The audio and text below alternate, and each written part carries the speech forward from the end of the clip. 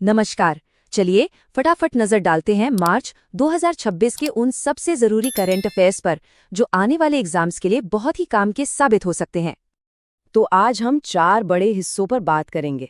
सबसे पहले देखेंगे राजनीति की दुनिया में क्या हलचल है, फिर देश में कौन सी नई पहलें हो रही हैं, उसके बाद अर्थव्यवस्था के कुछ जरूरी पॉइंट्स को समझेंगे और आखिर में खेल जगत में बने नए रिकॉर्ड्स पर भी नजर डालेंगे। शुरुआत करते हैं एक बहुत बड़ी राजनीतिक खबर से। एक ऐसी खबर जिसने बिहार की सियासत में लगभग 20 साल पुराने एक दौर को कह सकते हैं खत्म कर दिया है। तो जैसा कि मैंने कहा, हमारा पहला पड़ाव है राजनीति और यहाँ की सबसे बड़ी खबर आ रही है बिहार से, जहाँ एक बहुत बड़ा बदलाव देखने को मिल रहा है। मुख्यमंत्री नीतीश कुमार अब राष्ट्रीय राजनीति की ओर बढ़ रहे हैं।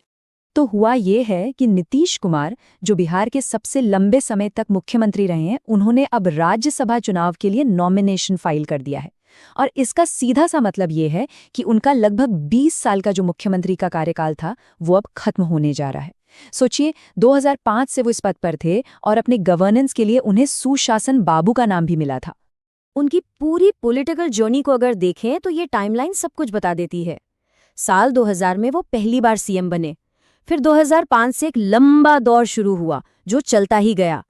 2025 में तो उन्होंने रिकॉर्ड 10वीं बार शपथ ली और अब 2026 में ये नया मोड़ आया है राज्यसभा की तरफ। चलिए राजनीति से आगे बढ़ते हैं और अब देखते हैं कि देश के विकास और सुरक्षा को लेकर कौन सी नई और दिलचस्प पहलें हो रही हैं। यहाँ एक ऐसी चीज हुई है जो भारत में पहले कभी नहीं हुई। सोचिए, नदी के ऊपर लाइट हाउस। ये अंतर्देशीय जलमार्गों के लिए एक गेम चेंजर हो सकता है। और ये कोई छोटा मोटा प्रोजेक्ट नहीं है। इसके लिए पूरे 84 करोड़ रुपए मंजूर किए गए हैं। तो ये लाइट हाउस बन रहे हैं असम में ब्रह्मपुत्र नदी पर, जिसे नेशनल वाटरवे 2 भी कहते हैं, पांडु, बोगीबील जैसी 4 जगहों पर। मकसद सीधा सा है, जहाज़ों के लिए 2400 घंटे सेफ नेविगेशन। और इसकी ज़रूरत क्यों पड़ी? क्योंकि इस रूट पर कार्गो ट्रैफिक 50% से भी ज़्यादा बढ़ गया है।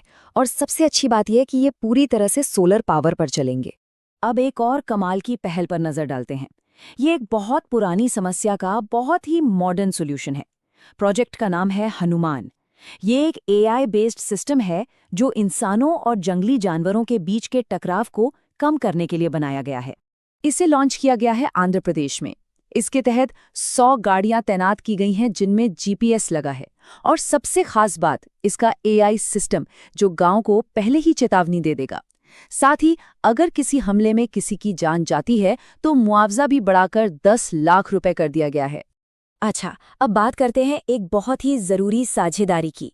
ये पार्टनरशिप जमीनी स्तर पर सोशल डेवलपमेंट, खासकर हेल्थ सेक्टर में एक बड़ा बदलाव लाने का इरादा रखती है। तो देखिए, ये समझौता हुआ है नीति आयोग और यूनिसेफ इंडिया के बीच। इनका फोकस है देश के आकांक्षी जिलों और ब्लॉक्स में, जहां मां और बच्चे के पोषण में सुधार की सबसे ज्यादा जरूरत है। इसके लिए I4N प्लेटफॉर्म के जरिए CSR फंड्स को सही जगह लगाया जाएगा। मतलब सीधा टारगेट है आंगनवाड़ी के सिस्टम को और मजबूत करना। चलिए अब देश की नई पहलों से आगे बढ़कर इकोनॉमी के कुछ बड़े मुद्दों पर बात करते हैं। खास तौर पर भारत की एनर्जी सिक्योरिटी और ट्रेड से जुड़ी क्या हलचल है, ये समझते हैं। आजकल एक सवाल जो बहुत चर्चा में है वो ये है कि क्या भारत रूस से तेल खरीदना बंद कर देगा? ये एक बड़ा सवाल है ना? आंकड़ों को देखें तो जनवरी 2026 में भारत ने जितना भी तेल इंपोर्ट किया उसमें से 22% हिस्सा अकेले रूस का था। तो हाँ, थोड़ी कमी जरूर आई है, लेकिन अब भी ये एक बहुत बड़ा आंकड़ा है। अब सवाल उठता है कि हम पूरी तरह से अमेरिकी तेल पर क्यों नहीं शिफ्ट हो जाते? देखिए, इसका एक टेक्निकल कारण है। हमारी जो रिफाइनरीज हैं वो रूसी मीडियम सौर ग्रेड के कच्चे तेल के लिए ज़्यादा बेहतर हैं। अमेरिकी तेल लाइट और स्वीट ग्रेड का होता है, और तो और अमेरिका से तेल लाने का खर्चा भी डबल से ज़्यादा पड़ता है। तो कुल मिलाकर भारत का स्टैंड क्या है? भारत की ऊर्जा नीति स्ट्रैटेजिक ऑटोनॉमी यानी रणनीतिक स्वायत्तता पर टिकी है।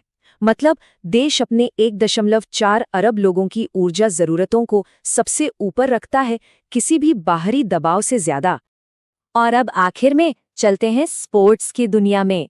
यहाँ एक भारतीय चैंपियन ने इतिहास रच दिया है और इस शानदार उपलब्धि का जश्न मनाना तो बनता है।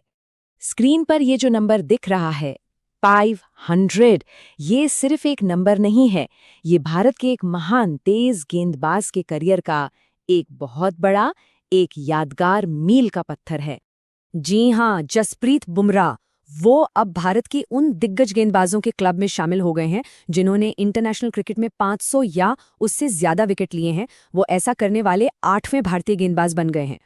और ये माइलस्टोन आया भी कब? T20 वर्ल्ड कप 2026 के सेमीफाइनल में इंग्लैंड के खिलाफ हैरी ब्रूक उनका 500वां शिकार बने।